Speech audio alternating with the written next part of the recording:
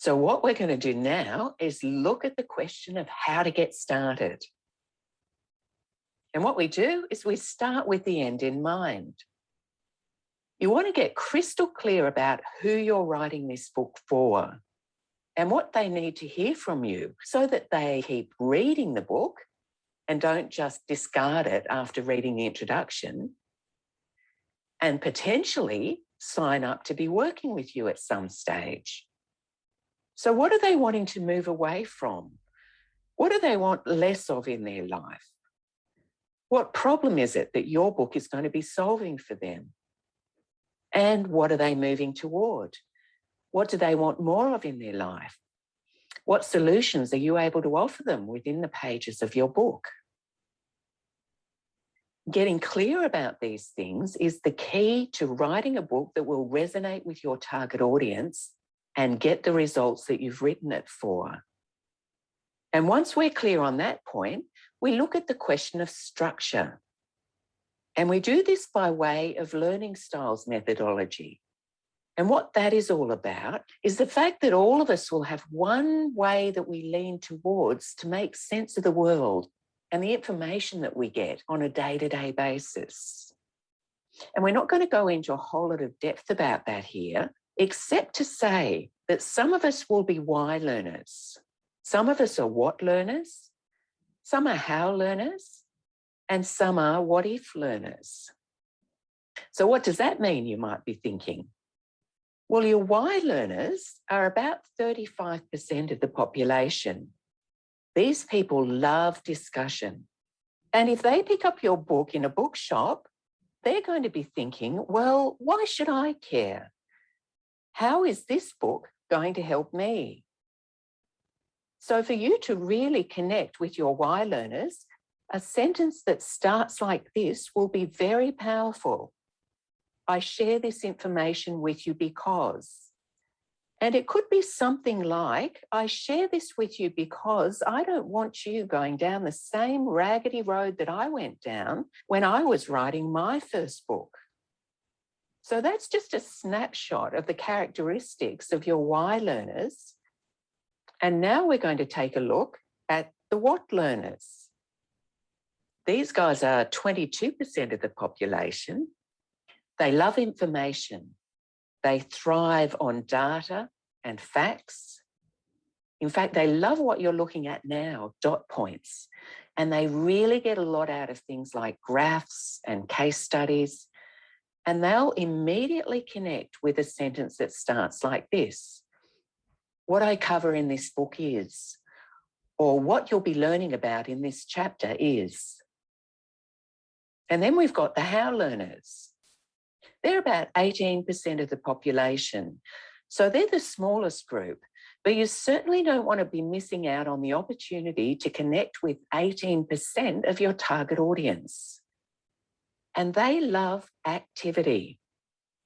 They're the people in a workshop who'll feel great when the facilitator says something like, we're going to break off into groups of 3 now.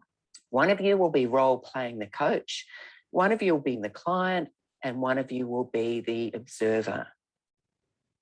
Now, if you're anything like me, you'll be one of the people in the audience who go, oh my God, not another breakout session. But the how learners, on the other hand, are going to feel like it's Christmas.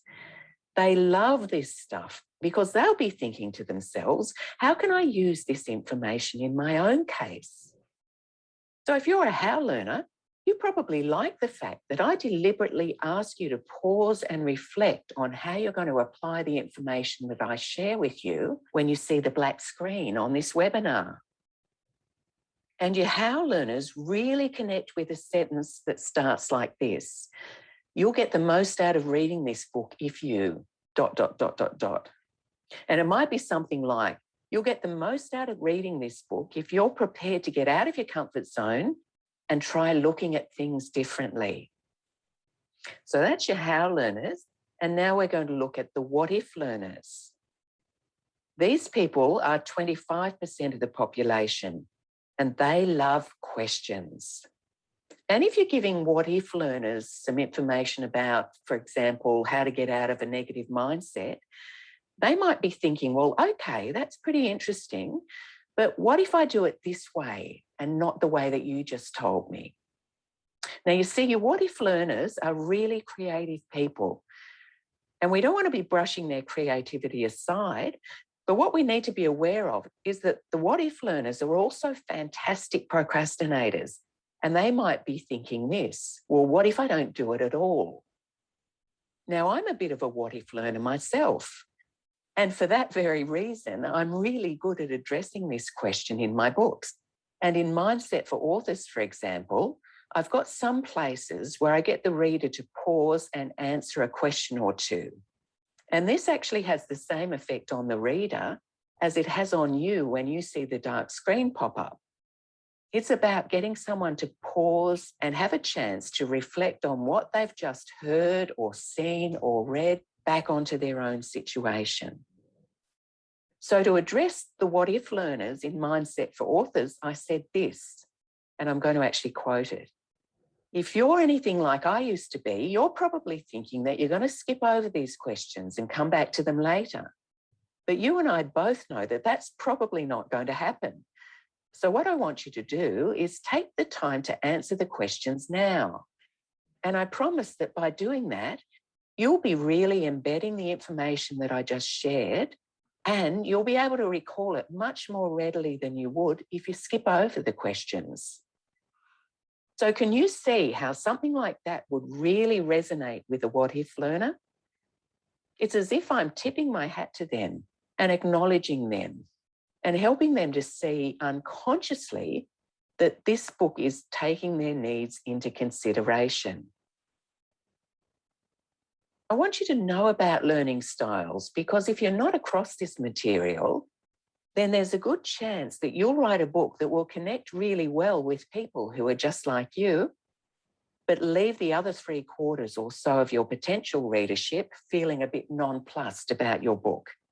They're certainly not going to be referring it on to other people, and they're probably not going to accept the call to action that the book is offering them to sign up to your, perhaps it's an online program, or to have a complimentary session with you or something like that. Or worst case scenario, they won't even be buying your book in the first place.